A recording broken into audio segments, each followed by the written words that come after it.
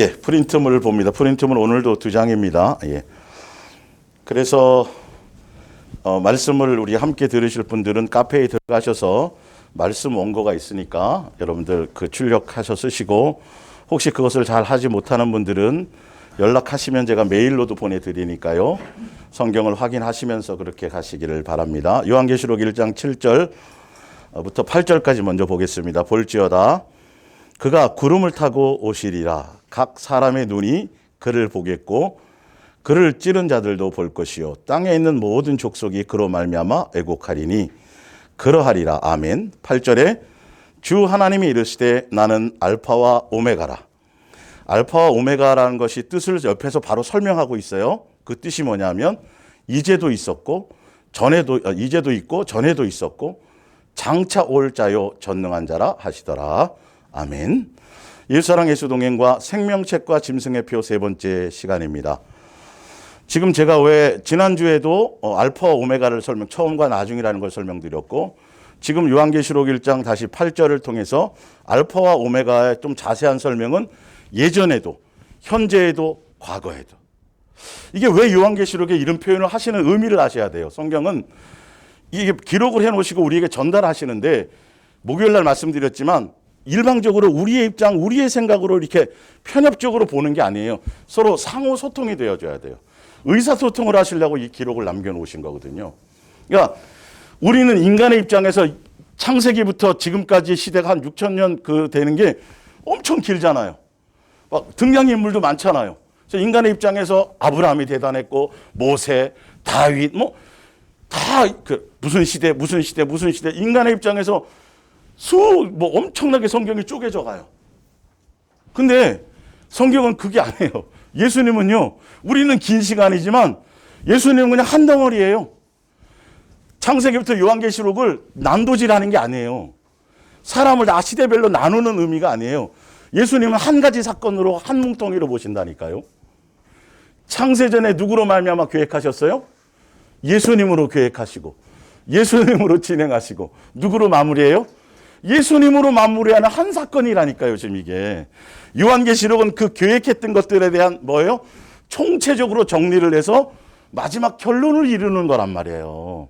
근데 이걸 자꾸 그 시대, 마지막 시대 고고 현상이라고 하면 이렇게 편협적으로 생각하니까 자꾸 오류를 범하고, 고고라니까 그 시대에 막 누구 어느 나라를 자꾸 거기다 맞춰서 시대를 자꾸 동방이니 뭐니 그걸 그 시대 그 현상으로 자꾸 맞추니까 안 맞아 떨어지죠. 당연히요. 의미도 틀리고.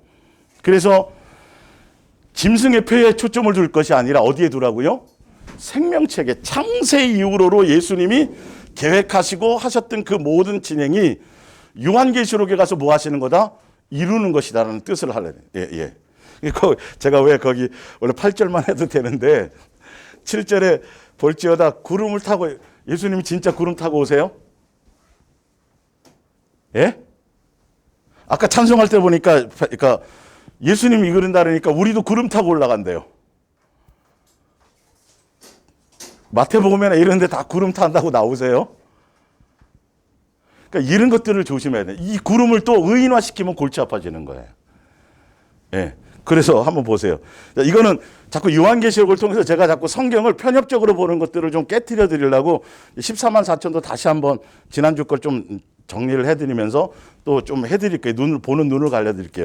자, 사도행전 1장 한번 찾아보세요. 사도행전 1장.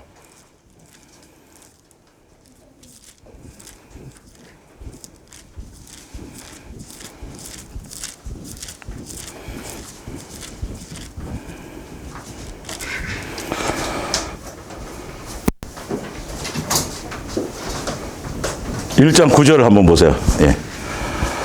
이 말씀을 마치시고 그들이 보는데 올려져 가시니 구름이 그를 뭐 하더라?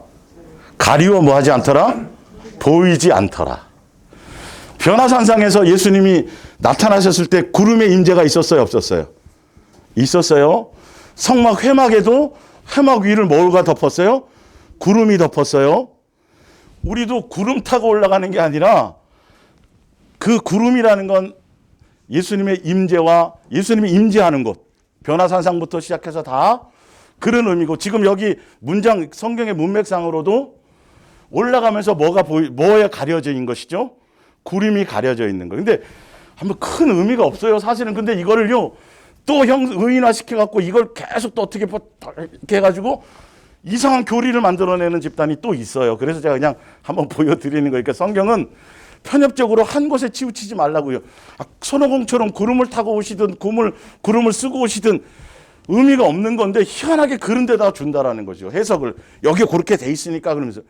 표현상으로는 그렇지만 우리는 뭘 알아들어야 돼요? 영적인 의미로.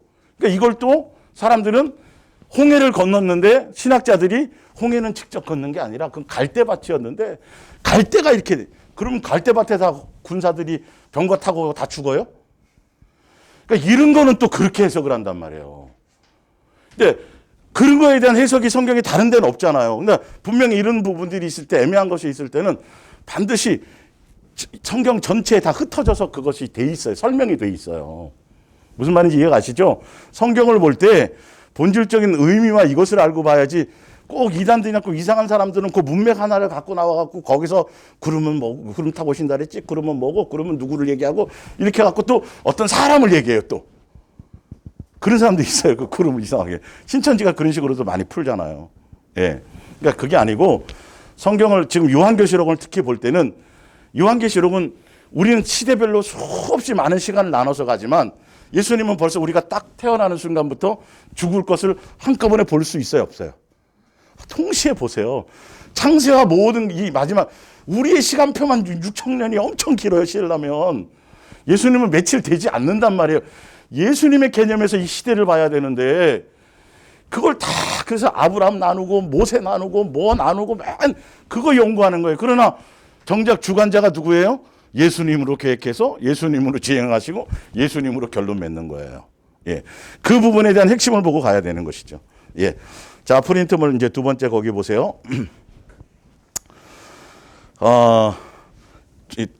두 번째 이제 요한계시록 7장을 볼게요.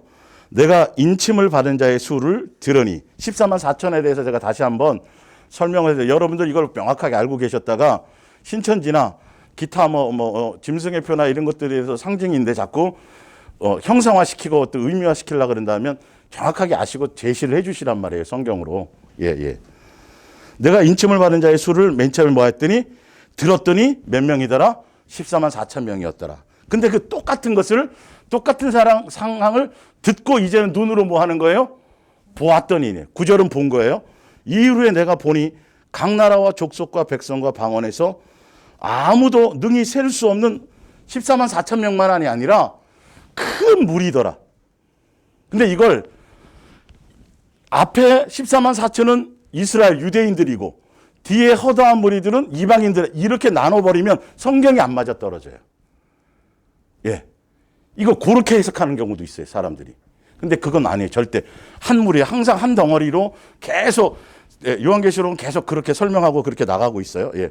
근데 그 무리들에 대한 설명이 흰 옷을 입었어요. 그죠? 예. 그리고 그 무리들이 누구를 높이고 찬양해요? 보좌의 앞과 예수님을 찬양하고 10절에 큰 소리 외쳐서 구원받으신 보좌에 있으신 우리 하나님과 어린 양에 있도다 하고, 이 내용들이, 이 말들이 뭐냐면 새 노래라는 것이에요. 근데 자, 위에 그 요한계시록 5장에 뭐 에베소 1장 10절 뭐 20절 쭉 제가 달아놨잖아요. 이 달아놓은 건 여러분 시간 되시면 찾아보시면 뭐냐 하면, 하나만 찾아볼게요. 에베소 1장.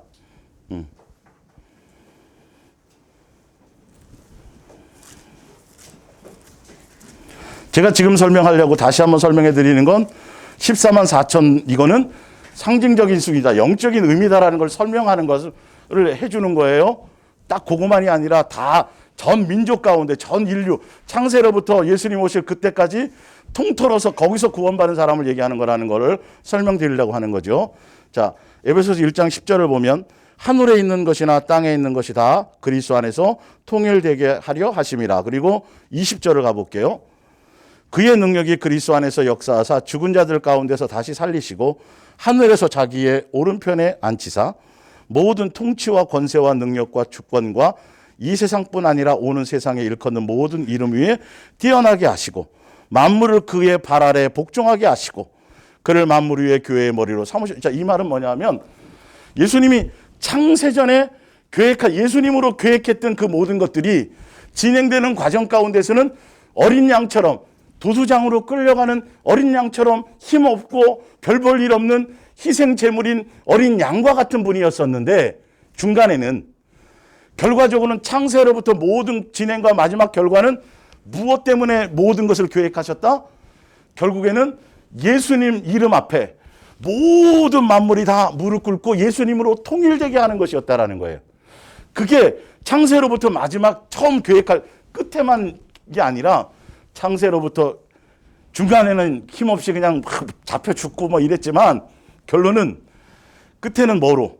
구세주요, 주요, 만왕의 왕이요, 경배. 그러니까 그래서 요한계시록에서 가서는 사람들이 다 예수님을 옛날에 그 힘없는 어린 양이 아니라 그 어린 양이신 그분이 영광을 받고 왕으로서, 주로서 제대로 그분을 인식하고 그분을 높이고 경배하는, 그게 무슨 뭐다? 새 노래다. 예수님으로 속죄한 바른 사람만이 제대로 예수님을 높일 수 있는 것을 얘기하는 거라는 거예요. 그래서 요한계시록은 다 그 경배에 대한 내용이에요. 구약에, 신약에 2000년 전에 오셨을 때는 힘없는 그냥 볼품도 없고 뭐 이랬는데, 그러니까 편협적으로 성경을 한 구석만 보면 안 된다라는 거예요. 그 모든 창세의 계획의 결론은 뭐 하려고 하셨다? 예수님의 이름에 다 무릎 꿇게 하려고 하셨다.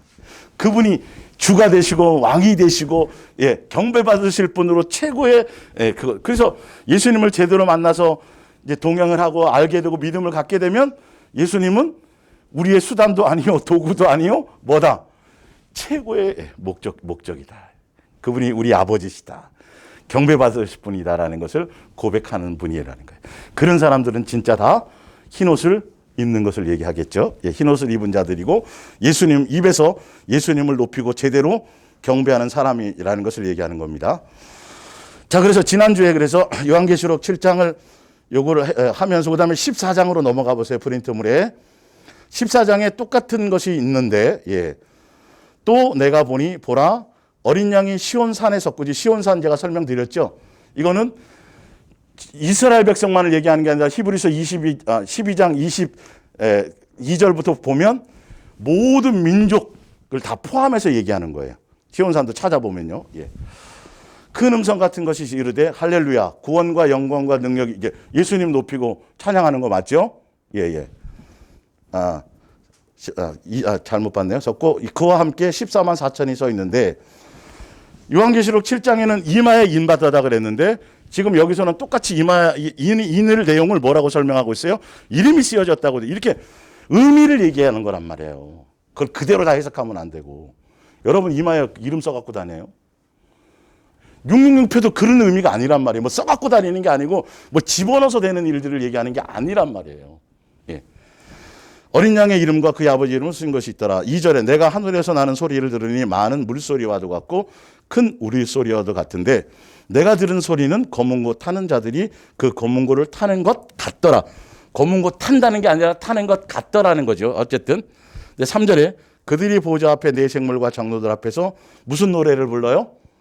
새 노래. 그러니까 예수님을 높이고 경배. 그 외에는 다른 건 입술에서 떠들 일이 없어. 원망, 불평 뭐 하나도 없어요. 그냥 오로지 그분, 예수님 땡큐 뭐 등등 이런 거밖에 없더라는 거예요. 근데 새 노래를 부르니 그 사람들은 땅에서 모함 받은 사람? 그럼 속량 받은 사람들이 14만 4천 명밖에 안 되겠냐고요. 이스라엘 그것만 얘기하겠냐고요. 분명 그 뜻이 아니에요. 그죠? 속량 받은 14만 4천 밖에는 능히 이 노래를 배울 자가 뭐 하더라? 없더라. 그러면 이렇게 되면 만약에 14만 4천 앞에 얘기했던 아까 그것만 유대인이고 이스라엘명이고 뒤에 허다한 무리 드는 이방인이라 그러면 안 맞아 떨어져요. 이방인은 여기에 소함이 새 노래를 부를 수도 없고 배울 수도 없다는 소리 아니에요. 무슨 말인지 알겠죠? 그렇게 성경을 그렇게 함부로 보면 안 된단 말이에요. 전체 흐름을 알고 그 표현을 봐야 되는데, 그러니까 이런 것들을 신천지한테 얘기를 해줘야 되죠. 그들은 이런 거 자세히 보지는 않고 그냥 거기서 가르쳐주는 그것만 딱 따르고 하니까 보고 싶은 것만 보이는 거예요. 들이밀어도 공부 좀 더 해갖고 올게요. 그러고 안 와요. 인정을 안 하는 거야. 무슨 말인지 알겠죠? 세뇌가 되니까 인정하고 싶지가 않은 거죠. 그게 무너지면 다 무너져 버리잖아요. 근데 성경은 그렇지 않다라는 거죠. 예. 그러면서 새 노래를 부르는 사람들을 볼게요. 이 사람들은 여자와 더불어, 그죠? 더럽히지 아니하고 순결한 자라. 이거는 어떤 이스라엘만 얘기하는 게 아니라 창세 이후로부터 모든 예수님 믿는 모든 사람들을 얘기한단 말이에요. 거기서 속량받은, 그러니까 이게 편협적으로 14만 4천만 얘기하는 거에 전부를 대상하는 거예요. 전부예요, 사실은. 예. 자, 어린 양이 어디로 인도하든지 따라가는 자며 사람 가운데에서 속량함을 받아 처음 익은 열매로 하나님과 어린 양에게 속한 자들이니 그 입에 거짓말이 없고 흠이 없는 자들이더라. 그래서 속량을 받는데 처음 익은 열매라는 의미는 뭐냐 하면, 여러분 예수님이 이제 재림하실 때 제일 먼저 창세 이래로 예수님과 함께 속해져서 예수님께 속하여서 뭐 했던 사람들? 죽었던 사람들이 다 뭐 하죠? 부활을 하죠. 이스라엘의 임한을 얘기하는 게 아니에요. 부활에 다 참여하는 사람들이에요. 다 부활에 참여하는 사람. 그러니까 둘째 부활은 우리랑 관계없죠. 예? 그건 심판을 위해서는 거고요. 그러니까 여러분들이 지금 여기 나와 있는 것처럼 고린도서 15장 23절이나 데살로니가전서 4장 15절, 그래서 예수님께 속하여 있어서, 그러니까 예수님께 속하여 있는 건 이스라엘만이 아니라 다 모든 것을 다 포함해서 예수님 오실 때 먼저 누가 제일 먼저 부활하셨어요? 예수님이 제일 먼저 부활하셨잖아요. 그리고 나서 우리들은 죽었던 사람이 먼저 부활하는 거예요. 다 창세 이래로부터 모든 사람들이요, 다. 아시겠죠? 그리고 살아있는 사람은 그냥 뭐 들림받고 어쨌든 그건 나중 문제고, 그런 의미. 그러니까 14만 4천만을 얘기하는 것이 아니라는 걸 제가 그냥 설명드리려고 그 얘기를 하는 거고요. 자, 새 노래를 얘기하는 거니까, 자, 요한계시록 첫 번째로 가보세요. 요한계시록 5장. 이제 새 노래를 중심으로, 새 노래를 배우는 사람들이 14만 4천밖에 없더라, 요렇게 얘기하니까, 그럼 새 노래를 중심으로 한번 보자는 거죠. 요한계시록 5장 9절에 그들이 새 노래를 불러 이르되 두루마리를 가지시고 그 인봉을 떼기에 합당하시도다. 일찍이 죽음을 당하사 각 족속과 방언과 백성과 나라 가운데에서 사람들을 피로 사신 하나님께 드리시고, 새 노래의 대상이 14만 4천만이에요. 전체예요. 전체를 다 드린 예수님을 얘기한단 말이에요. 허다한 무리를 얘기하는 거예요. 예. 10절에 그들로 우리 하나님 앞에서 나라와 제사장들을 삼으시고 그들이 땅에서 왕노릇 하리로다 하더라. 큰 음성으로 이르되 죽임을 당하신 어린 양은 능력과 부와 지혜와 힘과 존귀와 영광과 찬송을 받으시기에 합당하시도다. 이게 새 노래의 내용이죠. 내가 또 들으니 하늘 위에와 또 땅 위에 땅 아래 바다 위에와 또 그 가운데 모든 피조물이 이르되, 모든 피조물, 그 모든 피조물 가운데 뭐함 받은 사람들이요? 속량 받은 사람만 새 노래 부르잖아요. 그들이 또 무슨 노래를 부르는 거죠? 예수님을 높여 새 노래를 부르는 거예요. 그러니까 14만 4천이라는 그것만 한정되어서 얘기하는 게 아니다라는 거예요. 새 노래라는 그 의미 자체가. 예. 그러니까 7장의 14만 4천과 14장의 14만 4천에서 7장에서 14만 4천이 14만 4천만 얘기하는 게 아니라 허다한 무리를 포함하고 있는 거기 때문에 14장에도 무슨 의미를 갖고 있다?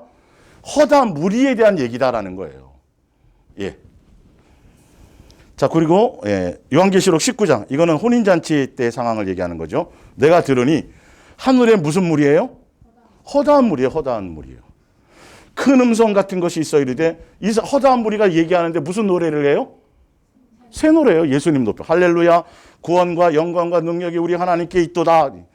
6절에 또 내가 들으니 허다한 무리의 음성과도 같고 많은 물소리와도 같고, 아까 나온 거 있었죠. 그죠? 우레소리와도 같은 소리가 있는데, 할렐루야. 주 우리 하나님 곧 전능하시니가 뭐 하시도다? 통치하시도다. 이렇게 얘기하는. 그러니까 새 노래를 얘기하는 사람은 14만 4천 밖에 없더라는 그 의미가 그 뜻이 아니란 말이에요. 다 예수 그리스도 안에서 죽었던 사람들 가운데서 예수님께 속해 있던 모든 사람, 속량함을 받은 모든 사람들이 마지막에 보좌 앞에 가서 할 건 그것밖에 없어요. 예수님 높이고 경배하고 다. 예. 창세로 계획했던 것들을 다 이루는 것들을 요한계시록에서 뭐 하는 거다? 성취하는 거다라는 걸 전체를 통틀어 정리하는 것이 요한계시록이에요. 그 시대만 따로 빼내갖고 잘못 얘기하면 굉장히 위험해진다는 사실이고요. 그래서 예수님의 등장이 어린 양부터 등장하잖아요. 어린 양이잖아요. 계속. 맞죠? 창세전에 그 어린 양이 보좌, 어린 양의 피로 언약하고 약속했던 그런 거예요. 그래서 결론을 내게 되는 것이죠. 그분이 나중에 뭐가 되는 거? 왕으로서 이 모든 과정을 거치셔서 성도들이, 제대로 된 이제 성도들이 예수님을 제대로 만나서 그분이 하여튼 수단도 아니고 하여튼 그 종도 아니고 진짜 우리의 먼 거 왕이신 거, 구원하실 만한 거, 주인이신 거, 아버지이신 거, 이걸 찬양하게 될 모습을 보여주는 거, 이게 곧 성취될 거라는 얘기를 하는 거죠. 이해가십니까? 예. 자, 요한계시록 14장을 밑에서 두 번째 보자. 내가 보니 보라, 어린 양이 시온산에 섰고 그와 함께 14만 4천이 서 있는데 그들의 이마에는 어린 양의 이름과 그 아버지의 이름을 쓴 것이 있더라. 그래서 이 인이라는 의미는 뭘 나타낸다 그랬어요? 낙인, 인침, 낙인, 소유를 나타내는 거예요. 영적인 의미예요. 내 거다, 네 거라는 의미를 나타내는 거예요. 그래서 현대어 성경에 보면 요한계시록 14장 그 내용이 뭐로 나온다고요? 낙인으로 나온다는 거예요. 짐승, 소 같은 거 낙인을 찍듯이. 그런 거, 그걸 제가 써놓은 거예요. 그래서 인침다는 의미가 고린도서 11장, 후서 1장 22절. 우리가 하나님의 것이라는 보증으로 우리에게 뭐를 쳐요? 인을 치시고, 그래서 우리 마음속에 뭘 주시는 거죠? 성령. 소유로 성령이 우리 안에 오셔서 우리를 다스리고 주인 된다는 거구나. 옛사람의 마귀의 성품, 마귀의 모습 그대로를 우리가 그것이 여전히 나로 말미암은 것이 주인이 되어 살아간다면 아직 주인이 바뀐 거다, 안 바뀐 거다? 안 바뀐 거다. 마귀에게 속해 있는 거다라는 그런 영적인 의미를 갖는 거예요. 인쳤다라는 의미 자체가. 예. 그게 이제 기본적으로 이제 주석이나 이런 부분에도 다 달려 있던 것을 제가 달아드렸고요. 자, 뒷장으로 넘어가 보세요. 예. 그래서 666이라는 숫자라든지 뭐 숫자로 이름 해석하는 거, 이런 것들은 여러분들이 성경에 나온 것처럼 다 영적 의미고 상징이지 실제로 숫자 갖고 잘못하다간 수 없는 오류를 범한다. 어떤 때 히틀러가 되고 어떤 때는 로마 황제가 되고 뭐 이렇게 그거는 실체가 없는 것들이고 666이라는 그 짐승의 표라는 그 666의 의미 자체는 온전하지 못한, 그래서 무슨 수라 그래요? 사람의 수라며. 예수님으로 플러스 되지 않으면 온전해지지 않는, 그러니까 예수님 안에 온전해야 사단의 미혹을 이길 수 있겠죠. 세상에 속한 것들. 그래서 보니 사람의 수도라고 분명히 되어 있잖아요. 영적인 의미를 얘기하는 거예요. 숫자를 다 그대로 받아들이면 안 돼요. 7 완전수. 그거 어디서 나왔어요? 숫자 7 완전수라는 거. 성경에 나와 있는 거 아니에요? 그거 다 상징이잖아요. 7이 뭘 하겠어요? 그런 것처럼 성경을 볼 수 있는 눈이 있으셔야 되는 거죠. 자, 그것처럼 요거는 일단 로마서 그거는 제가 다음에 다른 의미로 할 때 제가 사드리고, 자, 그래서 우리는 어디에 초점을 맞추면 된다? 생명책의 이름이 기록되는 것을. 자, 요한계시록 13장 8절. 오늘 이제 실제적으로 제가 해야 될 것은 생명책에 대한 것을 집중. 짐승의 표나 그것은 우리가 지금 신경 쓸 부분이 아니고요. 생명책의 이름이 창세로 기록된 사람들은 그건 관계없는 거라고 분명히 성경에 되어 있기 때문에 우리는 무엇대로 믿음을 가면 돼요? 성경에 있는 대로 믿으면 가면 돼요. 그래서 그것을 좀 자세히 성경에 기록된 내용들을 좀 자세히 보자는 뜻이에요. 왜 여기에 집중해야 되는지. 성경에 있는 대로만 하면 돼요. 그런데 짐승의 표나 666은 거기 한 번 그 표현이 거기밖에 없어요. 실체도 없어요. 그래. 다른 데는 다른 실체의 내용이 없단 말이에요. 그 부분에 대해서. 보강하고 있는 내용들이 없어요. 그러나 생명책에 대한 것과 성경에 인치는 내용에 대한 것은 성경에 수없이 많이 나와 있단 말이죠. 그걸 보자는 거예요. 자, 요한계시록 13장 8절에 죽임을 당한 어린 양의 생명책에 언제로부터? 창세 이후로부터. 이게 왜 들어갔을까를 보시란 말이에요. 요한계시록에. 그래서 아까 알파 오메가요. 자, 옛날에도 있었고 지금도 있고 이거예요. 예수님은 전체 성경 전체를 그냥 한 덩어리로 그냥 예수님으로 통일해서 보시는 거예요. 우리도 그렇게만 보면 되는데 인간의 시각으로 자꾸 나누니까 시대적 구원자가 따로 있고 아브라함이 어떤 땐 대단하고 모세가 대단하고 다 그런 거 아니에요. 다 누가 인도하신 거예요? 예수님에 의해서 쭉 다 끌고 가서 예수님으로 결론 내는 거예요. 그분이 이제 제대로 된 우리의 주요 아버지가 처음에 태어났을 때 몰랐어요, 아버지인지. 양육받아서 가면서 그분이 우리 아버지가 되려고 이거였었구나. 내가 알파 오메가 다 이루었다. 그러면서 너는 내 그 결론을 우리는 그때 가서 깨닫고 이제 진짜 알게 되는 것이죠. 중간에 예수님이 죽고 부활하시면서 우리에게 뭘 주시고 성령으로 인쳐 주시면서 나는 너의 아버지고 너는 이걸 확증시켜 주시고 스토리가 이해가 되세요? 그게 다 연결이 돼야 돼요. 그리고 요한계시록의 핵심 단어 주제가 무슨 자?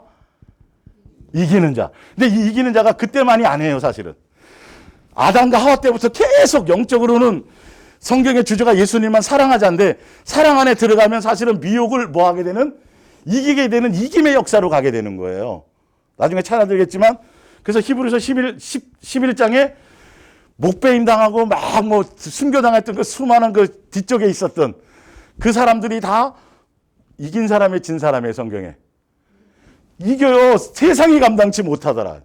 그래서 12장 1절에 가면 구약의 모든 믿음의 선진들이 예수님으로만 믿음의 주 온전케 하신 예수님 바라보면서 뭐해서 이겨서 지금 원형 경기장 안에서 우리 믿음의 경주를 하고 있는 누구예요? 지금 우리들을 뭐 하고 있다? 이겨라. 허다한 무리들이 거기 나오잖아요. 이겨라고 얘기하고 있어요. 그래서 로마서 8장 32절에 보면 우리를 향한 예수님의 사랑을 알고 사랑 안에 있으면 환난이나 공고나 생명이나 사망이나 그것에서 넉넉히 뭐한다? 그렇죠. 그게 이제 결론을 요한계시록 이렇게 내고 있는 거예요. 그래서 일곱 교회에서도 이기는 자 뭘 이겨요? 남편하고 누구하요? 미혹 마귀하고. 그러려면 누구? 예수님의 뭐 안에? 사랑 안에, 은혜 안에. 그 사람들이 생명축에 있는 사람들이에요. 성경이 쉽죠? 요한계시록은 어려운 게 아니에요.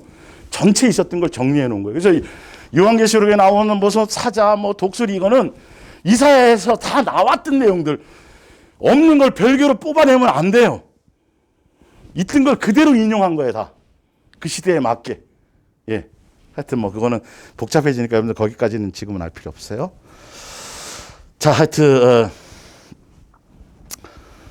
요한계시록 20장 이제 이런 기록되지 못하고 이 땅에 사는 자들은 다 한 명도 예외가 없어요. 예수님 안에 사랑 안에 그 안에 있지 않으면 절대 미혹을 이길 방법이 없어요. 우리로는 그 짐승에게 경배하리라. 요한계시록 20장 13절을 볼게요. 바다가 그 가운데에서 죽은 자들을 내주고 또 사망과 마지막 심판 때 백보자 심판을 얘기하는 장면이에요. 음부도 그 가운데서 죽은 자들을 내주매 각 사람이 자기의 행위대로 심판을 받고 행위촉이 있고 생명촉이 따로 있어요. 예. 14절에 사망과 음부도 불못에 던지니 이것은 무슨 사망이다? 둘째 사망 곧 불못이라. 근데 15절에 누구든지 어디에 기록되지 못하면 그렇죠. 다른 거 없어요. 생명책에 기록되지 못하면 그러면 불못에 던지는 거예요. 예. 666 그거 포함 안 하고. 자, 근데 또 볼게요. 21장 7절을 볼게요. 이기는 자는 분명 이기는 자 나오죠. 이기는 결론이 마지막 각 시대에도 이겼고 또 종말의 시대에 살아가는 사람도 이기고 동일한 거에다 그 이긴 사람들은 나중에 뭐가 돼요? 영생을 상속받고 하늘나라를 상속받고 예수님이 뭐가 되더라? 자녀로서의 마지막 그 확증을 갖더라 이 말이죠. 상속을 받으리라. 나는 그들의 하나님이 되고 그는 내 뭐가 되리라? 아들이 되리라. 이 창세전에 우리를 향한 하늘에 속한 신령한 복이잖아요. 그죠? 그걸 마지막 결론을 이루는 거잖아요. 예. 자, 그런데 보세요. 그러나 뭐 하는 자들? 두려워하는 자들 제가 설명드렸죠. 목요일 날. 뭐 안에 있지 않으면? 예수님의 사랑 안에 있지 않으면 안 되는 거예요. 이거 정확한 거예요. 이건요. 어떤 이유로든지요. 어떤 것에든지요. 예수님의 사랑 안에 있지 않으면 그러니까 공고가 됐든 핍박이 됐든 환난이 됐든 그 어떤 거라도 예수님의 그 사랑 안에 있으면 절대 이기지 못하고 넉넉히 우리가 그 사랑으로 뭐예요? 이기게 되는 거예요. 끊을 자가 없어요. 이해 가시죠? 예. 이기는 방법이 예수님으로 무장하는 거. 예수님으로 옷 입는 거. 예수님으로 먹고 마시는 거. 예수님으로 전신갑주를 입는 거. 예수님의 온전한 사랑 안에 있는 거. 예. 그게 뭐라고요? 이기게 되는데 그 사람들은 생명력 쪽에서 이름이 지워지더라 안 지워지더라? 절대로 안 지워지더라. 그 제가 지금 우리는 생명책을 신경 쓰면 된다니까요. 자꾸 남 그거 좀 실체도 없는 거 그거 소설 쓰는 거 신경 쓰지 말고. 그래서 제가 뭐 인터콤이나 무슨 파나 뭐 빌 게이츠 그 얘기한 것도 빌 게이츠를 얘기하려는 게 아니에요. 사실은 그 사람들을 얘기하려는 게 아니라 세상 돌아가는 일은 마음 뺏기면 끝없이 뺏길 수밖에 없어요. 근데 그걸로는 답이 없잖아요. 우리는 누구 붙잡으라는 거예요? 옆에서 떠들든지 여기서 죽은 자를 살렸대. 뭐 저기서 막 불이 떨어졌대. 별별 짓을 다 해도 예수님은 지금 어디에 와 있어요? 너 안에 있고 천국이 너 안에 있으니까 제발 마음을 다른 세상의 그런 일들의 이슈에 빼앗기지 말라는 강력한 메시지잖아요. 뭐가 참 표현도 좀 그렇죠. 뭐 같이 온대요? 예수님이 도둑놈 같이 온대잖아요. 놈자는 없었어요. 도둑같이 오신다잖아요. 오죽하면 그런 표현을 쓰실까? 너희가 다른 데 마음을 빼앗기고 있으면 절대 그건 도둑은 잡을 수가 없어요. 항상 누구에게 있어야 돼요? 예수님께 있어야 된다. 그게 마지막 종말의 시대를 사랑하는 사람들에게 그게 깨어있는 거고 그것만 되어져 있으면 언제 오셔도 관계없는 거예요, 우리는. 근데 그게 진리인데 자꾸 현상을 본단 말이에요. 언제 전쟁이 일어나지? 이스라엘이 언제 회복이 되지? 맨 이런 거.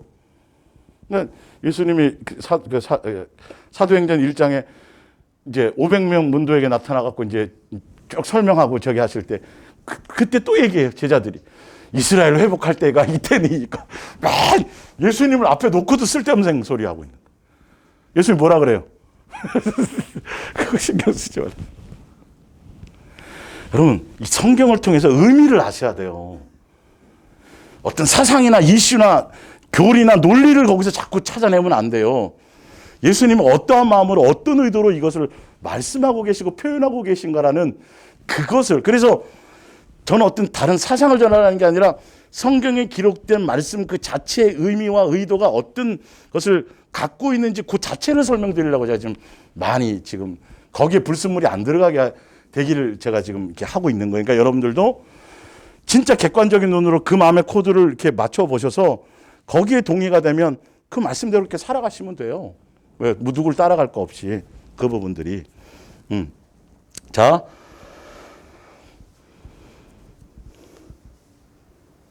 그러나 두려워하는 자들과 믿지 아니하는 자들 나오죠. 누구의 이스라엘 백성의 광야교회 성도들처럼 예수님을 제대로 믿는다면 누굴 놓치지 않아요? 항상 예수를 깊이 생각하면서 예수를 놓치고 깊이 생각하지 않았기 때문에 응답받고 표적 경험하면서도 원망하고 불평하고 간음하고 그건 믿는 게 아니에요, 여러분. 무슨 말인지 알죠? 주여 하면서도 그건 믿는 게 아니에요. 진짜 믿는다면 누구를 놓치지 않아요? 어떤 일들이 벌어져도 내 마음을 미혹당하지 않아요. 히브리서 3장이 답이에요, 그게. 예, 그런 자들과 교회 나오는 정도를 얘기하는 게 아니에요. 예. 흉악한 자들과 살인자들과 음행하는 자들과 점술가들과 우생성배제들과 거짓말하는 모든 자들은 다 어디에 던져져요? 불과 유홍을 타는 못에 던져지니 맷째 사망에 던져진다 그랬어요. 맷째 사망. 둘째, 그러면 보세요. 위에 요한계시록 20장과 21장을 연결해 보면 생명책에 이름이 기록되지 못한 사람들은 어떤 사람들이에요? 두려워하고 믿지 않고 원망하고 뭐 등등등등등등 그들의 열매가 그런 사람들이에요. 그건 어디에 속한 자들이에요? 그게 마귀에 속한 사람들이에요. 어려워요? 어려워요, 안 어려워요? 생명책에 이름이 된 것과 안 된 것과의 결과가 그런 내용이라니까요. 그리고 27절을 가보세요, 밑에. 무엇이든지 속된 것이나 가증한 일 또는 거짓말을 하는 자는 결코 그리로 새 예루살렘 성에 들어가지 못하는데 그 사람들은 오직 어린 양의 생명책에 기록된 자들만 들어가더라. 생명책에 기록되지 못한 사람들은 여전히 옛사람 모습 그대로 마귀의 속성을 가지고 하나도 새 사람 되지 않거나 경건한 모습이, 경건한 자손은 원망, 불평, 자랑, 자기 자랑하지 않아요. 유다서에 나오잖아요. 이게 다 열매란 말이에요. 그거는 분명히 그 자체가 벌써 종말에 무슨 표를 받지 않았고 뭐 그런 게 없어도 그건 받은 거예요. 옛날에 다 속했던 사람들이 다 그런 것들이에요. 이스라엘 백성이 광야교회 성도들은 가나안 땅 들어갔어요? 못 들어갔어요? 못 들어갔잖아요. 그거는 짐승의 마귀에게 속한 거예요. 누굴 따라가지 않아서. 예수님을 놓치고 예수님 깊이 생각하지 않고 마음 예수님이 구름기둥 불기둥 지켜주시고 먹여주시고 입혀주시고 동행해주시고 하여튼 뭐 할 수 있는 방법은 다 알려주셨는데도 불구하고 마음에는 누구만 없어요? 다른 건 다 있는데 누구만 없어요? 항상 마음이 뭐 돼요? 미혹된 거. 그게 짐승의 표 받은 거라니까 여러분. 표가 무슨 의미가 있어요 도대체. 벌써 그것과 관계없이 내 실체가 벌써 그런 건데. 평상시에 공부 하나도 안 하는 애들은 시험을 오늘 보나 내일 보나 열흘 후에 보나 하등이 문제될 게 없어요. 걱정할 게 없어 걔는. 맞죠? 그런 영적인 의미를 받아들이시라는 거예요. 그래서 창세 이래로부터 전체를 요한계시록은 설명하는 마지막 정리 단계라는 거예요. 그렇게 돼서 여러분들 이게 다 맞아떨어져야 되는 거거든요. 자, 그러면 생명책에 이름이 기록되는 사람들이 어떤 사람들인가 한번 볼까요? 예.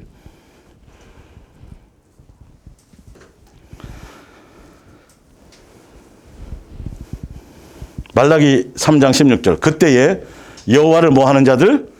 경외하는 자들이 피차에 말하며 여호와께서 그들을 분명히 들으시고 여호와를 여기서 경외는 구약의 시대는 사실은 뭐죠? 이거 두렵고 떨림으로 사랑하고 따르고 존중한다는 의미잖아요. 구약에는 그때는 뭐죠? 종처럼이었으니까. 이 경외 안에는 그래서 마음과 뜻과 계속 그 얘기를 한 거잖아요. 예수님을 뭐 하는 자? 사랑하는 거. 이게 계명이에요. 10계명의 예수님이 원하시는 뜻이에요. 그걸 알게 하시려고 하는 거예요. 자, 예수님을 경외하는 자와 그 이름을 뭐 하는 자? 아, 그렇죠. 세상과 세상에 속한 거나 경배라는 의미는 예수님이 원하는 거 말고 오직 예수님만 절대적인 분이에요. 예수님만이 해야 돼요. 예수님 외에 다른 어떤 것도 아닌 것이죠. 항상 성경은 유일하게 그 얘기만 하는데 이것도 저것도를 싹 섞어요. 이게 거짓 선지자예요. 여러분 그거 속으면 큰일 나요. 주여 주여 하는데 이게 실제 핵심은 예수님이 아닌 거예요. 일에 빠지고 사명에 빠지고 사역에 빠지고 뭐에 빠지고 뭐 아주 이상하게 가게 만드는 거죠. 오직 예수님께만. 아니 성경 어디를 읽어보세요. 두 가지 다 된다는 게 어디 있어요. 오직 누구만이라고 돼 있어요. 예수님만이에요. 항상 믿음이 온전하신 예수님 바라보고 예수님 생각하고 세상 거 생각하지 말고 예수님만 의지하고 세상 거 생각 안 하고 예수님 생각한다 해서 세상 일이 없어지는 게 아니라 누구로 행해 주세요? 예수님이 해주세요. 예수님이. 예수님 빼놓고 내가 막 계획해야 될 것 같아. 내가 막 고민해야 될 것 같아. 그러면 참, 그거는 누구 붙들면 예수님 붙들면 누가 예수님에 의해서 그것은 행해지고 되어지는 거예요. 우리는 뭐만 하면 돼요? 우리 은율이는 학교 가서 돈 벌 생각을 안 하고 뭐만 열심히 하면 돼요? 열심히 공부만 하면 되는 거예요. 돈 벌고 고민스럽고 뭐 사줄까? 반찬 뭐 해줄까? 뭐 이제 봄이 되니까 이쁜 옷 사줄까? 이거 누가 고민하는 거예요? 부모가 고민하는 거예요.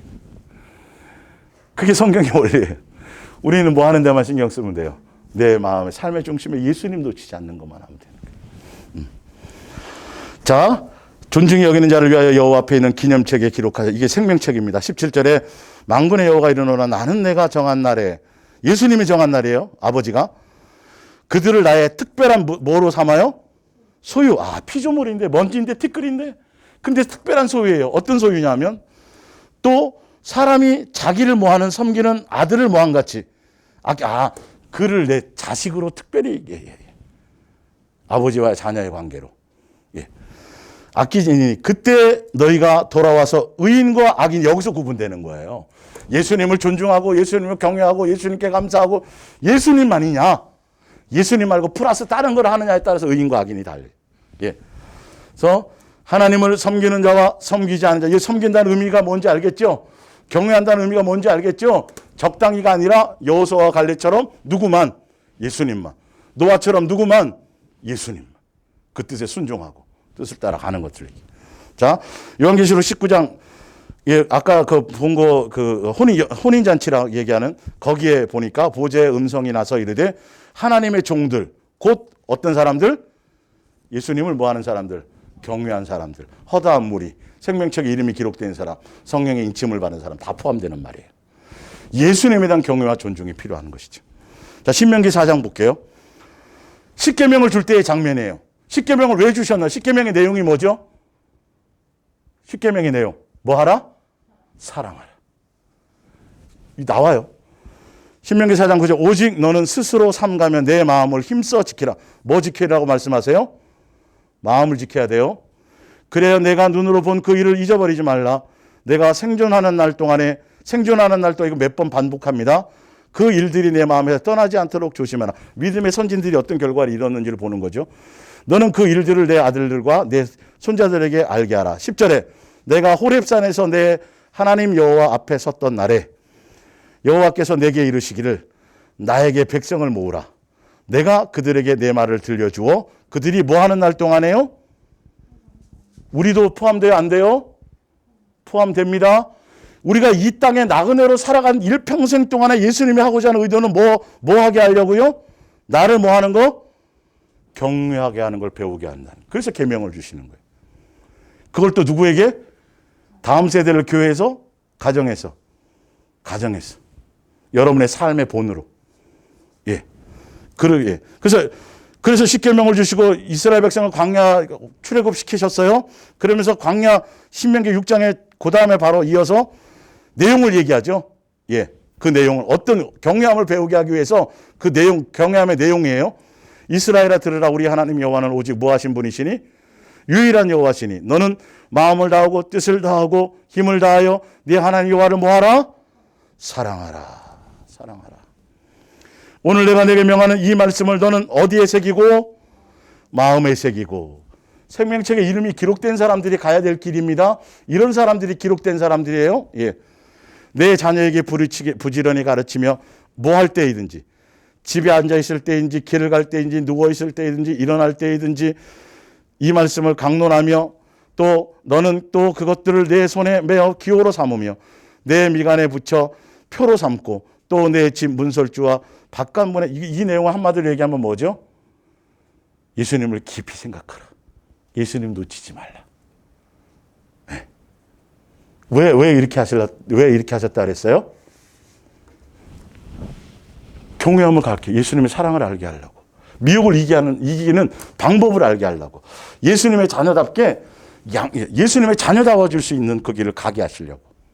양육의 내용이 뭐라고요? 예수님만 사랑하고 공경하고 존중하고 경외하고 감사하고 이런 것들이. 예수님이 절대적인 것을 알게 하는 것들이죠. 신명기 8장으로 넘어갔어요. 바로 또 이어서. 그래서 광야교회 성도들에게 먼저 메시지를 던지죠. 너는 사람이 그 아들을 뭐 하는 것처럼? 양육하는 것처럼. 훈련, 내 하나님 여호와께서 너를 징계하시는 줄을 마음에 생각하고 내 하나님 여호와의 명령을 지켜. 뭐죠? 사랑하라는 이 명령을 지켜. 그 길을 따라가며 순종해 가며 그를 뭐 할지니라? 경외할지니라. 왜? 이 사람들이 생명책에 이름이 기록된 사람들이요. 그 내용을 아시겠어요?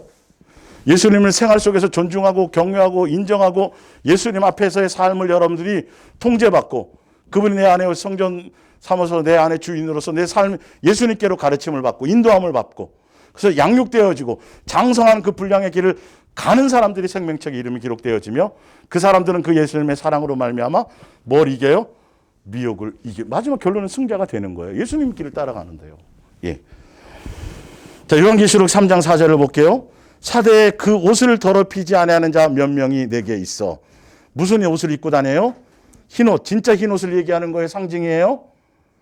상징이에요. 세상에 물들고 세상의 것이 아닌 것을 얘기하는 것이죠. 예, 세상과 세상에 속한 걸 사랑하거나 음란하거나 하여튼 뭐 등등등등. 예수로 옷 입고 예수로 무장하고 그런 것들을 얘기하죠. 예. 입고 나와 함께 다니리니 그들은 합당한 자인 용고라. 이기는 자. 이와 같이 이기는 자나 흰옷을 입은 자는 같은 말이에요? 틀린 말이에요? 같은 말이에요. 예수로 옷 입고 살아가는 사람들은 이기게 된다는 거예요. 그 사람은 내가 그 이름을 생명책에서 결코 지우지 아니하고 아버지 앞과 천사 모든 자들 앞에 이름을 뭐한다? 확증한다는 거죠. 그러니까 여러분들이 삶에서 여러분들이 예수님을 어떤 환경이나 어떤 처지나 어떤 곳에서라도 철저하게 예수님 놓치지 않고 예수님 붙들고 예수님 존중하고 그러면 똑같이 예수님도 뭐 하신다? 나를 이게 상호가 되죠. 나를 예수님이 이렇게 하는. 그래야 흰 옷을 입게 된 거예요. 그러니까 두루마 옷을 빠는 거고 예수님의 피를 무장하는 것이고요. 맞아요, 틀려요. 그동안 들어왔던 거 정리하는 거죠. 요한계시록에서. 자, 시편 69편을 볼게요. 밑에. 그들을 생명책에서 지워질 수 있다 없다 지금. 지워질 수도 있습니다. 예. 생명책에서 지우사 의인들과 함께 기록되지 말게 하소서. 오직 나는 가난하고 슬프오니 하나님이여 주의. 자, 생명책에 이름이 기록된 다윗이 자기를 고백하는 건데, 가난하고 슬프오며 하나님이여 주의 구원으로 나를, 뭐냐면 심령이 가난한 거예요. 세상의 물질을 얘기하는 게 아니라 항상 긍휼, 누구로 목말라 있다라는 거죠? 예수님으로. 그러니까 생명책에 기록된 사람들은 항상 예수님께, 예수님만 의지한다라는 소리예요. 예수님 아니면 살 수 없다라는 소리예요. 근데 아까 생명책에서 지울 사람들은 뭐 예수님 없이 살아. 그 위에 이제 읽어보시면 나중에 알아요. 예. 내가 노래로 하나님의 이름을 찬송하며 감사함으로 하나님을 위대하시다 하리니 이것이 소 곧 뿔과 굽이 있는 황소를 종교적인 의식과 제사와 이런 것보다 여호와를 기쁘시게 합니다. 뭐가요? 예수님으로 살고 예수님으로 긍휼을 갖고 예수님이 무슨 말인지 알겠죠? 삶에서 그것을 놓치지 않고 살아가는 것이 주여주여하고 양 잡고 소 잡으면서도 여전히 삶이 변하지 않고 세상 욕심 그대로 있고 마귀의 속성과 그것에 그대로 살아가는 사람들은 그 생명책의 이름이 지워져야 될 사람들이에요. 종교적인 의식이 중요한 게 아니란 말이에요. 그거 맞죠? 예. 출애굽기 32장. 이거는 모세가 금신상 앞에 막 이제 여호와의 절이라고 그러면 그랬던 그들을 예수님이 죽인다 그러니까. 예. 32절. 이제 그들의 죄를 사하시옵고 그렇지 아니하시오면 원하건대 주께서 기록하신 책에서, 생명책이죠? 누구 이름을. 그러니까 그들도 이름이 기록되어 있었던 거예요. 근데 지금 멸망시키려고 그러니까 그들 이름 빼지 말고 누구 이름 빼라는 거죠? 자기 이름 빼라. 그 뜻이에요. 생명책에 이름이 여러분 다 기록되어 있어요. 지워질 수 있어요, 여러분. 겁주려고 그런 거 아니에요? 자, 누가복음 10장 20절에 그러나 귀신들이 너희에게 항복하는 것으로 기뻐하지 말고 뭐 표적 나타나고 이적 나타나고 병 고치고 뭐 이거는 별 의미가, 그것보다 예수님이 포커스는 뭐죠? 너희 이름이 어디예요? 하늘에 기록된 것으로 기뻐하라. 70인의 제자들. 70인의 제자들이 요한복음 6장에서 다 가버렸어요. 이름이 지워졌다는 거예요. 다시는 예수님 찾아가지 않아요. 이런 의미 하나하나를 여러분은 가벼이 보지 마시란 소리예요. 이게 다 전체로 연결되는 동일한 메시지예요. 광약교회 성도나 지금 시대를 살아가는 성도나 다 똑같은 거죠.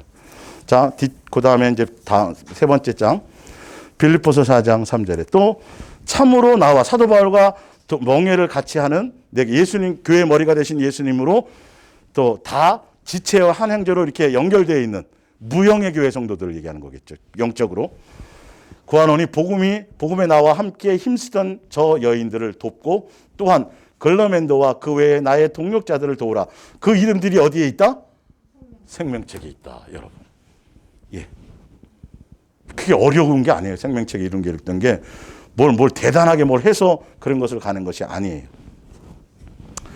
자, 그리고 이제 예수님만 일하는 거, 생명책에 이렇게 기록된 사람들이 뭐 하는 거라 그래서 예수님을 뭐 하는 거?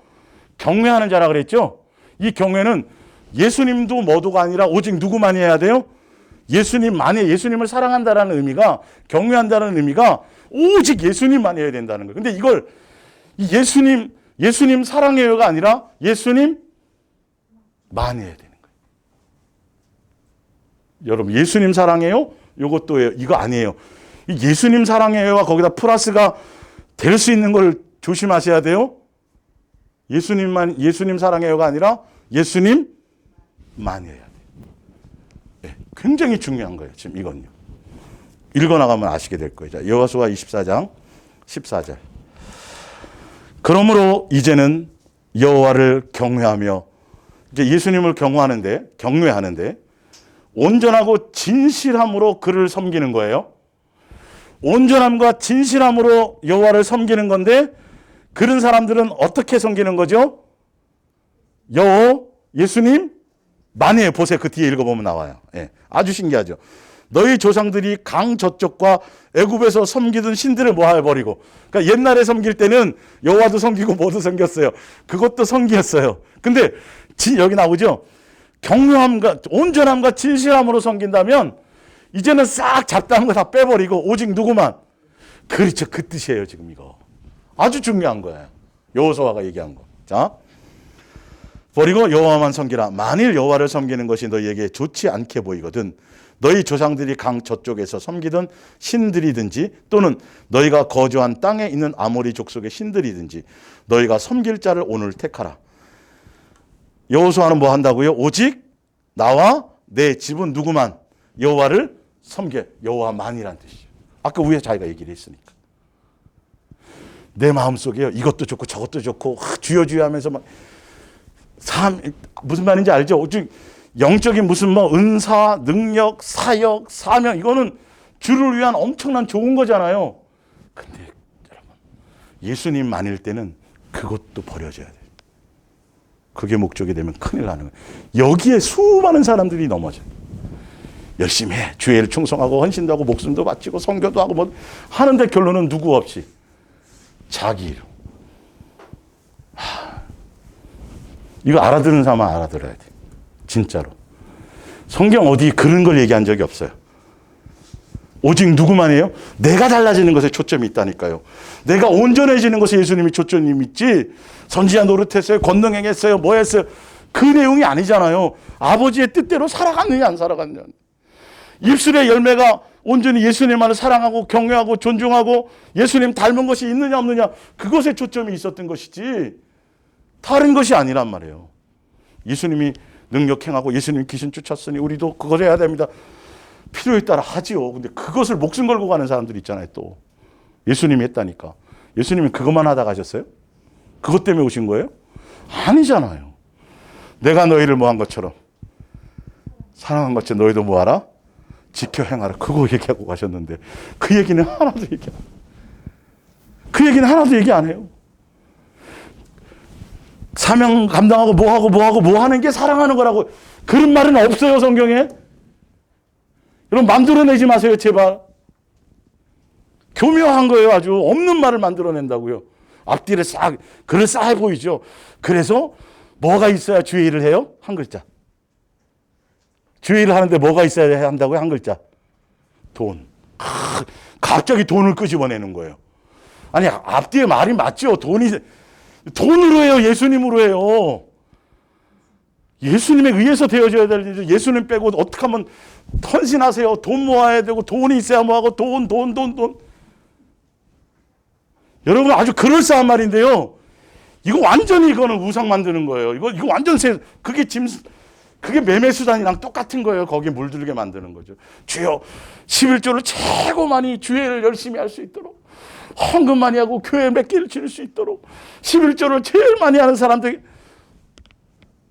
혹시 여기 그런 기대분들이 있었어요? 순수하게 하셨겠죠. 그게 잘 생각해 보시라 논리를요. 근데 뒤에 그런 것도 나와요. 핵심을 보자라는 겁니다. 예.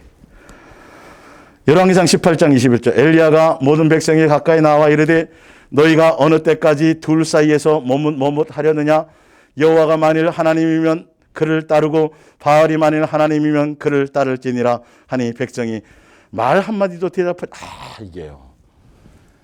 자기 속에 우리 여러분 우리를 항상 점검해야 돼요. 항상 이걸 점검하시는 거예요. 두 개를 교묘하게 포장지에 그럴싸한 말로 이렇게 교회에서도 그렇게 만들어주고 있어요. 목사들이. 아니요. 절대. 배설물처럼. 다니엘서 3장 16절입니다. 사드락과 메삭과 아벳느고가 왕에게 대답하여 이르되 느부갓네살이여 우리가 이 일에 대하여 왕에게 대답할 필요가 없나이다. 예수님만 섬기겠다 안 섬기겠다는 아니 누가 뭐라 그런다고 관계없는 거예요. 사실 그렇잖아요. 풀무불도 뜨겁게 할 거야. 나 불에 태워 죽일 거야. 하든 말든 알아서 하세요. 그거랑 내가 예수님과 나와의 관계에서 내가 예수님만 섬기는 거랑 환경하고 무슨 관계가 있습니까? 알겠죠? 맞죠? 사자굴 속에 들어가고 안 들어간 거랑 관계없는 거예요. 안 들어가면 예수님 섬기는 거고, 들어가게 되면 이 생각해 봐야 돼. 이거는 믿음이 아니에요. 정확하게 아시란 말이에요. 경배한다는 건 짐승의 표를 받고 짐승에게 경배한다는 의미는 오직 예수님만이 안 될 때 다 나머지가 다 그런 뜻이에요. 교회 다녀도요. 이거는. 왕이여 우리가 섬기는 하나님이 계시다면 우리를 맹렬히 타는 풀무불 가운데서 능히 건져시겠고 왕의 손에서도 건져내시리이다. 예수님과 그들과의 관계예요. 근데 예수님이 안 해줄 수도 있잖아요. 안 해줘도 관계없죠. 예수님과 나와의 관계에서 우리가 할 일만 하면 되니까. 그렇게 하지 아니하실지라도 왕이여 우리가 왕의 신들을 섬기지도 아니하고 왕이 새긴 금신상에게 뭐하지도 아니하리라 절하지도 아니. 이게 여러분들의 마음에 오직 누구만 해야 돼요? 예수님만 해야 돼요. 근데 그거는 죽인다 살린다 뭐한다 환경의 문제와 관계없이 누구와 누구의 관계예요? 예수님과 나와의 관계에 흔들림이 없으면 되는 거예요. 이것을 점검하는 거예요, 여러분. 예.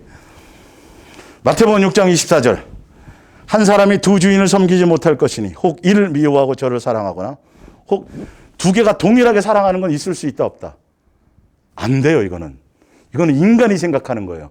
예수님에게는 예수님만이 해야 되지 예수님하고 또 다른 게 첨가되는 건 용납되어지지도 않고 있을 수도 없어요. 그렇게 되면 반드시 뭐 돼요? 미혹당해요.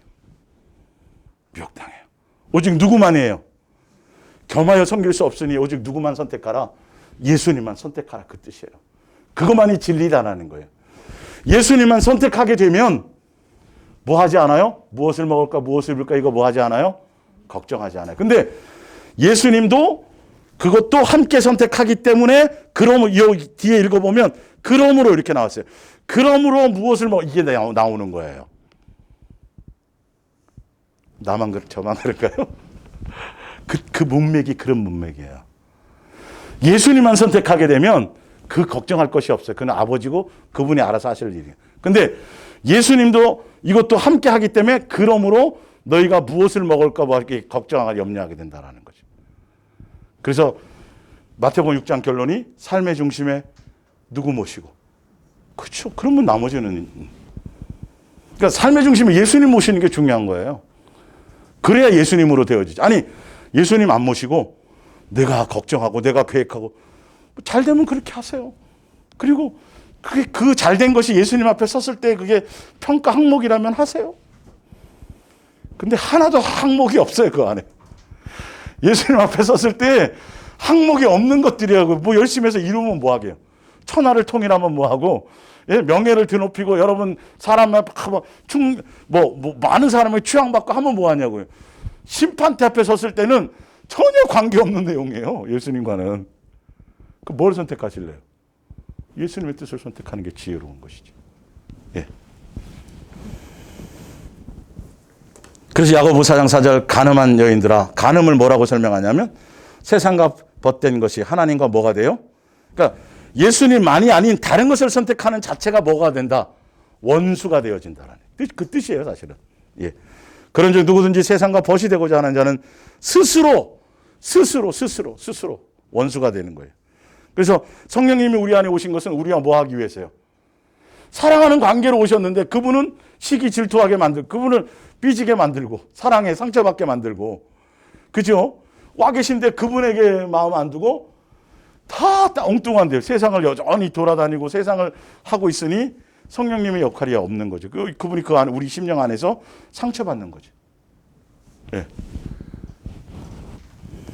요한복음 12장 4절입니다. 제자 중 하나로 예수를 잡아 줄 가룟 유다가 말하되 이 향유를 어찌하여 300데나리온에 팔아 가난한 자들이 그럴싸하죠. 여러분 이런 게 많다니까요. 지금 교회 안에서 이런 말이요. 아주 그럴싸한 말들이요. 이게 합리적인 말들이요. 그렇지. 기독교는 이 정도는 돼야 참. 근데 예수님은 그 얘기를 하는 게 아니에요. 주지 않느냐 하니 5절에 이 향유를 6절에 이렇게 말하면 말은 그렇게 하는데 가난한 자들을 생각함이 아니요. 그는 도둑이라 돈깨를 맞고 거기 넣은 것들을 뭐함이라 훔쳐. 가룟 유다는 뭘 사랑했더라? 돈을 사랑했더라. 그걸 누가 알았어요? 예수님 말고 누구도 알아요. 또 귀신같이 아는 것들 있잖아요. 귀신이 귀신같이 알아요. 그 마음. 그래서 여자를 들여온 게 아니라 뭘 갖고 왔어요? 은 30으로. 여러분, 그게 벌써 그걸 이겨야 되는 거예요. 그 표를 받지 않는다라는 의미가. 볼게요. 그래서 요한복음 13장 2절에 마귀가 벌써 시몬의 아들 가룟 유다의 마음에 예수를, 아무것도 안 했는데 갑자기 집어넣는 게 아니에요. 아시겠어요? 그 마음에 뭐가 있는 거죠? 예, 그렇죠. 돈을 사랑하는 이것들이 있기 때문에 그것에 의해서 미혹당하게 되어져 있는. 그래서 예수님이 강조하시는 거 아니에요. 나 예수 외에는 아무것도 거기에 주인이 되어서는 안 된다. 세상과 세상에 속한 것을 사랑하지 말고 오직 예수님만 해야 된다. 반드시 그렇게 되면 그것을 빌미로 집어넣고 미혹당하게 만드는 거죠. 예수님보다 더 사랑하는 무엇이 있다라면, 자식이든 부모든 형제든 돈이든 능력이든 은사든 사명이든 뭐 성도든 교회든 뭐든 하여튼 그것에 의해서 뭐 하게 된다? 마음을 빼앗기게 된다. 사도행전 5장 3절입니다. 베드로가 이르되 아나니아야 어찌하여 사탄이 내 마음에 가득하여. 마귀가 마음을 집어넣어서 숨긴 게 아니에요. 벌써 무슨 생각이 있었어요? 아까운 마음이 생겨서 사단이 이것을 미혹하니까 거짓말하고 숨기게 되는 거란 말이에요. 이해 가시죠? 빌미를 주면 안 되는 거죠. 내가 성령을 속이고 땅값 얼마를 감추었느냐. 누가복음 17장 32절입니다. 롯의 뭐를 기억하라? 철을 기억하라. 왜 뒤돌아봤어요? 돈을 사랑했어요. 그 시대 그거를 사랑했어요. 소금기둥이 됐고, 그러면서 그 롯의 처에 대한 내용이 뭐냐면 무릇 자기 목숨을 보고 자기의 목적을 위해서 여전히 살아간다면 그 사람은 반드시 뭐 할 수밖에 없다? 미혹당할 수밖에 없고, 이름이 생명책에서 이름이 지워질 수밖에 없다. 생명책에 이름이 기록된 사람들은 오직 누구만 사랑하는 사람이다? 예수님만 사랑하고 주 예수보다 더 귀한 것이 없고 예수님으로 경외하고. 그러니까 그런 사람들은 환경의 문제에 일희일비하지 않아요. 예수님과 나 검은 물이 팥불이 위해서 우리 같이 행복하게 삽시다 그랬는데 남편이 사업이 잘 나갈 때만, 돈 잘 벌어올 때만, 그럴 때만 검은 머리 팥불이고, 만약에 돈 못 벌어갖고 문제가 생기면 말이 돼요, 안 돼요? 그 사랑하는 거, 문제가 있는 거잖아요. 그런 거에 그건 그 사랑이 문제가 있었던 것이지 다른 게 문제가 있는 게 아니에요. 예수님과 우리의 관계도 마찬가지. 예수님만 사랑한다라는 건 내 환경이 잘 되고 말고의 의미가 아니라 그거랑 관계없이 그냥 잘 돼도 마찬가지. 잘 돼도 예수님이 좋은 거고, 못 돼도 그것 때문에 뭐 큰 적이 없는 거고. 왜? 우리는 이 땅이 목적지가 아니니까. 예수님만이니까. 그러니까 여러분, 이렇게 예수님만 깊이 생각하고 생활의 염려와 근심과 걱정 때문에 그것 때문에 또 예수님 놓치는 것도 놓치는 거고, 그냥 손녀 있으시죠? 할머니 되셨죠?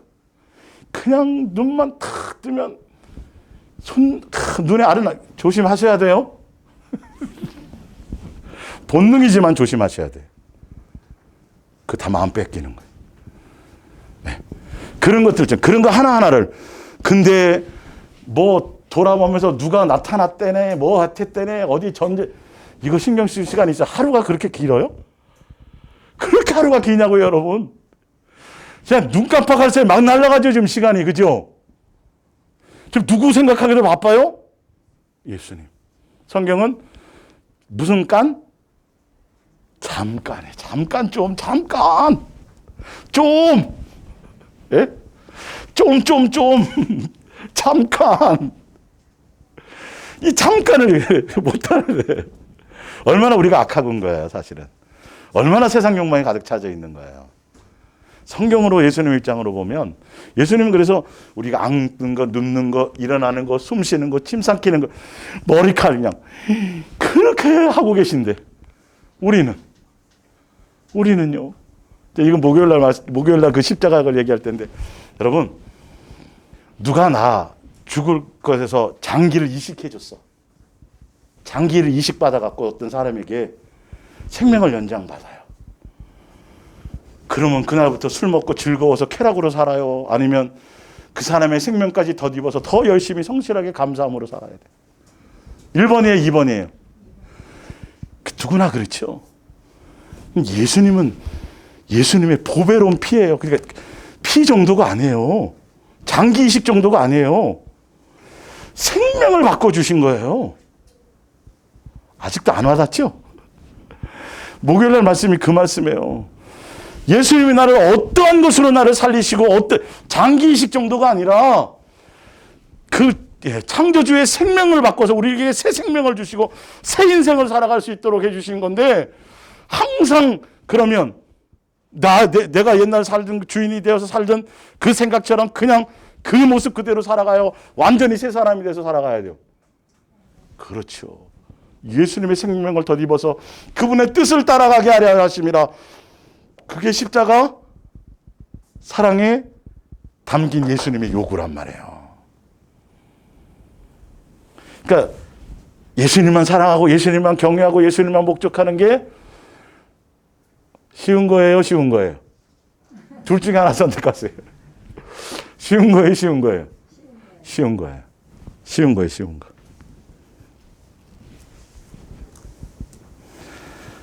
쉬운 건지 아닌지는 제가 또 이어서 증명을 해드릴게요. 그래서 오늘은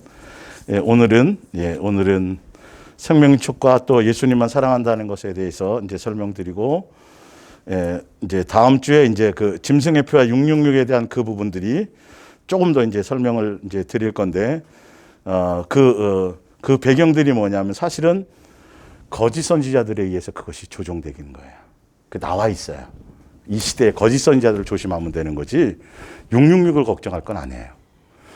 그들이 예수님만 해야 되는 걸 예수님 말고 플러스를 자꾸 던져요. 교회 안에서요. 성경에 그게 나와요. 베드로서가 다 그런 얘기예요. 유다서가 다 그런 얘기예요. 근데 사람들은 이거 예수님이 하라는 그걸 신경을 안 쓰고 뭐에 신경 쓰더라? 실체도 없는 자꾸 엉뚱한 세상 돌아가는 일에 짐승의 표에 자꾸 신경을 쓰고 있더라는 거죠. 누구 위해서 되어지는 건데? 거짓 선지자들이. 사람의 미혹 조심하라 그랬어요, 안 그랬어요? 예수님 그 현상 신경 쓰지 말라 그랬어요. 그건 다 있는 일이야. 내 안에 있는 자들 내가 보호할 거야 라고 되어져 있잖아요. 근데 우리는 그걸 사서 고생을 하고 정작 신경 쓰고 조심하라는 것은 그건 신경을 안 써요. 그냥 무방비로 당해요, 그냥. 네. 교세가 크니까. 박사기가 있으니까, 말을 잘하니까, 하니까, 다 거기에서 그 사람이 봤다니까, 막 계시가 막 대단한 사람이니까, 성경하고는 관계 없는데도 불구하고 사람들은 거기에 마음을 뺏기더라는 거죠.